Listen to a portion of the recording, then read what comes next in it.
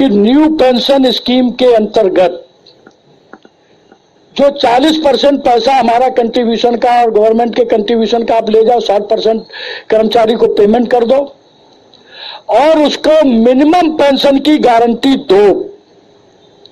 Minimum pension कितनी?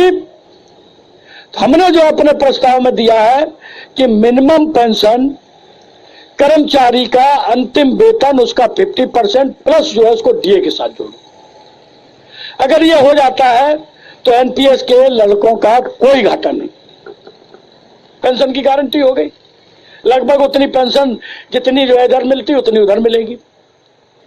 Supreme court का एक निर्णय भी है 2012 में, उसको भी हमने काफी जो है हाईलाइट किया सरकार के सामने।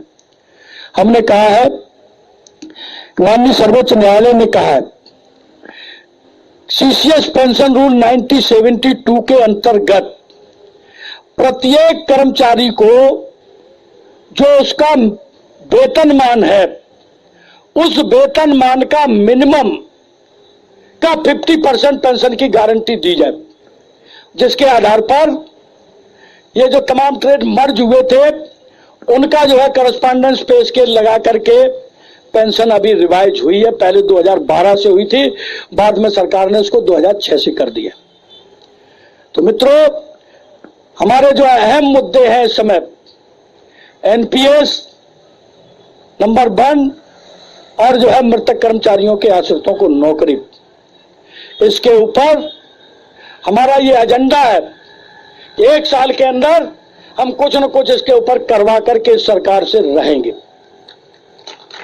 मृतक कर्मचारियों के आश्रितों के बारे में हमने कहा है कि जब से आपने 5% कोटा किया उसके बाद से जितनी पोस्टें खाली पड़ी हुई, उन सब बच्चों को आज जो है वो नौकरी चाहते हो तो उनको नौकरी दे दो,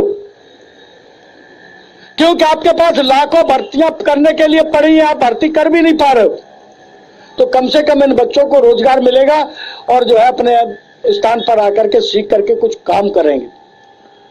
और ये 5% कोटे को समाप्त करो, ये हम लोगों ने जो है 3 रेजोल्यूशन अपनी केंद्रीय कार्य समिति की बैठक में लिए भी। तो मित्रों, हम राजनीति में विश्वास कम, कर्मचारियों की समस्याओं को हल कराने में विश्वास ज्यादा रखते हैं। सरकार अगर हमारी विचारधारा की है, सरकार अगर हमारे विचारों के दूर की है, नजदीक की है, लेकिन हमारा तो केवल काम यही है कि देश के हित में करेंगे काम और काम के लेंगे पूरे दाम। सरकार चाहे बीजेपी की हो चाहे कांग्रेस की हो, इससे हमें कोई लेना देना नहीं।